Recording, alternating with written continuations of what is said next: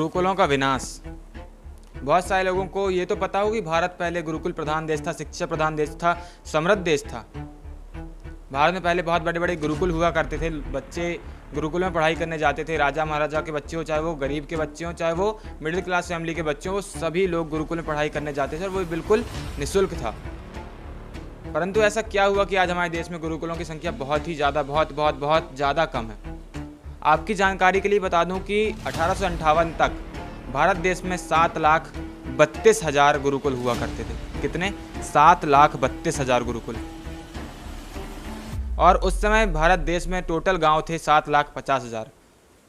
हम माने तो हर एक गांव में एक गुरुकुल तो था ही, परंतु आज हमारे यहाँ गुरुकुलों की संख्या पूरी तरीके से ख़त्म हो चुकी है। बहुत ही कम गिने चुने गुरुकुल बचे हुए हैं आज हमारे भारत देश में। तो ये कैसे हुआ, क्यों हुआ और कब हुआ, पूरी जानकारी देंगे इस वीडियो में। बने रहेगा इस वीडियो में अंत तक।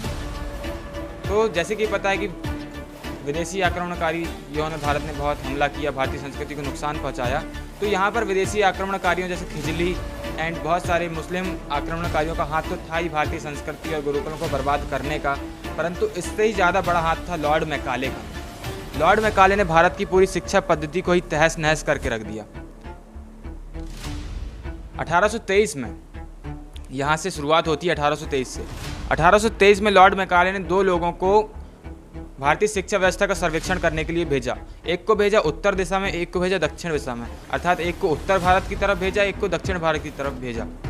तो जब ये दोनों सर्वेक्षण पूरा करके आए, शिक्षा व्यवस्था का, भारतीय शिक्षा व्यवस्था का पूरा सर्वेक्षण करके ये लोग वापस आए, तब इन्होंने मैकाले को बताया कि जो उत्तर भारत है वहाँ पर शिक्षा दर, साक्षरता दर 97%, अर्थात 97% साक्षरता दर है कहाँ? उत्तर भारत में। वहीं इसके विपरीत दक्षिण भारत में 100% अर्थात 100% साक्षरता दर है, जिसको देखकर मैकाले बौखला उठा। एंड उसके बाद ये सुनकर मैकाले का कहना था कि अगर भारत देश को लंबे समय तक गुलाम बना के रखना है, हम इस देश को, यहाँ के लोगों को, तो हमें सबसे पहले इनकी शिक्षा प्रणाली पर, इनके गुरुकुलों पर, इनकी शिक्षा व्यवस्था पर वार करना होगा। इनकी शिक्षा व्यवस्था को तहस नहस करना होगा। इनकी शिक्षा व्यवस्था को बंद करके अंग्रेजी शिक्षा लाना होगा, जिससे यहाँ के लोग पैदा तो भारतीय होंगे परंतु इनका दिमाग अंग्रेज़ों का हो जाएगा एंड ये आगे चलकर हमारी यूनिवर्सिटीज़ में पढ़ के, हमारे स्कूल में पढ़ के अंग्रेज हित के लिए ही काम करेंगे। जिसके बाद लॉर्ड मैकाले ने एक प्रस्ताव पारित किया, एक एक्ट बनाया, भारतीय एजुकेशन एक्ट 1858, जिसमें स्पष्ट कहा गया था कि इस देश में ईसाई मिशनरी के स्कूल तो चल सकते हैं, बेखौफ चल सकते हैं, मदरसे भी चल सकते हैं, परंतु भारतीय संस्कृति के गुरुकुल एंड ऐसे कोई भी इंस्टीट्यूट या ऐसे कोई भी जगह जहाँ पर भारतीय शिक्षा दी जाती है, भारतीय संस्कृति की शिक्षा दी जाती है, संस्कृत पढ़ाई जाती है, वह सारे इंस्टीट्यूट गैर कानूनी हैं और उन्हें तत्काल बंद करा जाना आवश्यक है।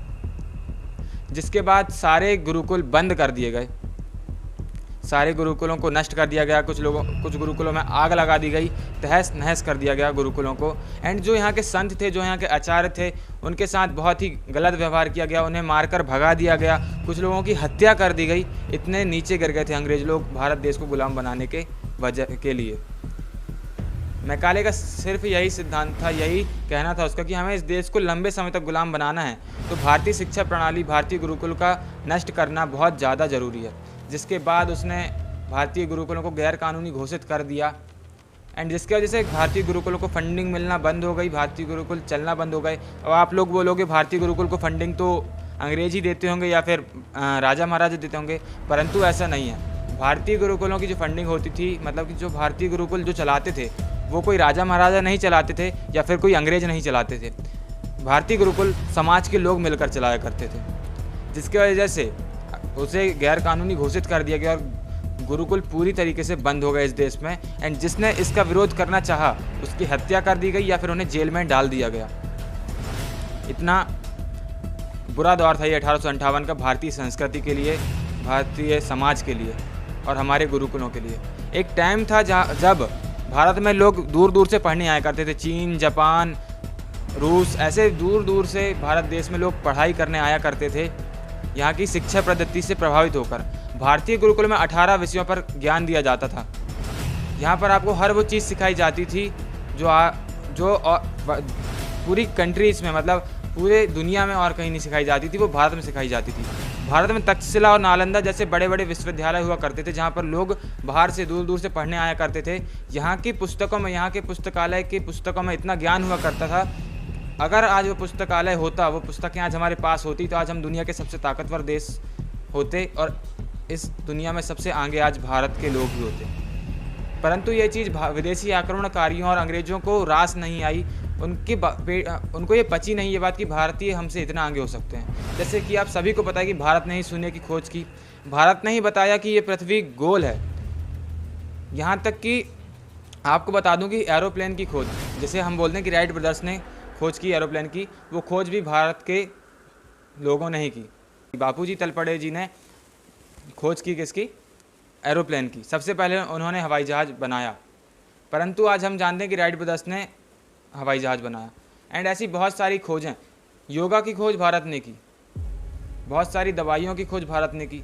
सभी चीज़ों का ज्ञान हमारी पुस्तकों में था, हमारे गुरुकुलों में था, सभी को हमने सिखाया।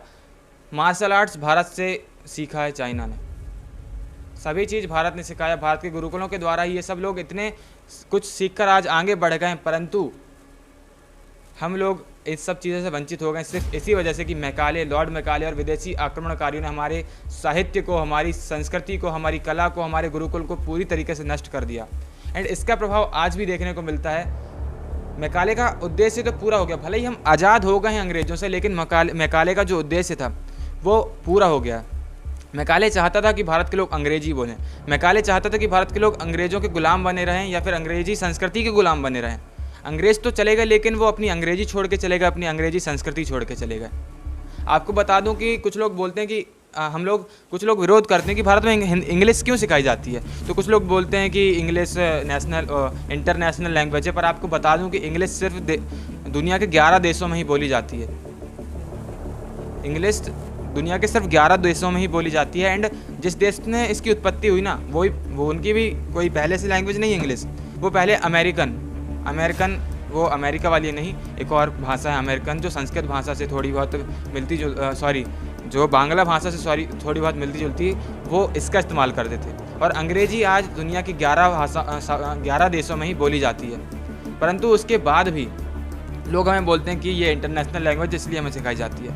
आज भारत पूर्ण रूप से वेस्टर्न कल्चर का दीवाना हुआ फिर रहा है, वेस्टर्न कल्चर से घिरा हुआ है।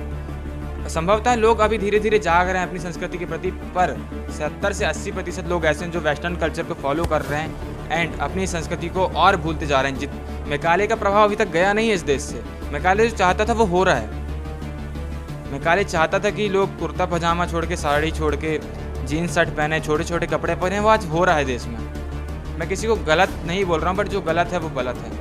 अभी कुछ लोग मुझे कमेंट में गाली बकेंगे, कुछ भी उल्टा सीधा बोलेंगे, एक्सेप्टेड, क्योंकि भाई जो सत्य है ना वो सत्य ही है।